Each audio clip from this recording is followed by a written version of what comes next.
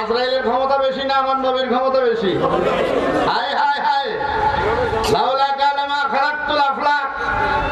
জিবরাইল আমিন চক্ষু খুলে যখন সরকারে দু আলমের নাম দেখলেন, লা ইলাহা ইল্লাল্লাহু মুহাম্মাদুর রাসূলুল্লাহ, আল্লাহকে জিজ্ঞেস করলেন, মাওলা আমি 10,000 বছর চক্ষু বন্ধ করে রাখলাম, খুলেই দেখলাম যার নাম তোমার নামের পাশে একটি নাম, তার নাম হলো লা ইলাহা ইল্লাল্লাহু মুহাম্মাদুর রাসূলুল্লাহ। আল্লাহ গো, এই নামটা কার নাম? আল্লাহ বলে দিচ্ছেন, লাউলা কালামা খালাকতুল আফলাক, যাকে না বানাইলে তুমি জিবরাইলের অস্তিত্ব বানাইতাম না, কুল কায়নাতের মধ্যে সৃষ্টি বলতে আমি কিছুই বানাইতাম না।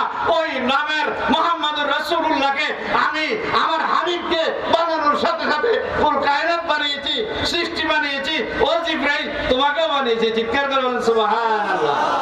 তাহলে জিবরাইলের ফায়দাই হতো না যদি আমার নবী না হইতো।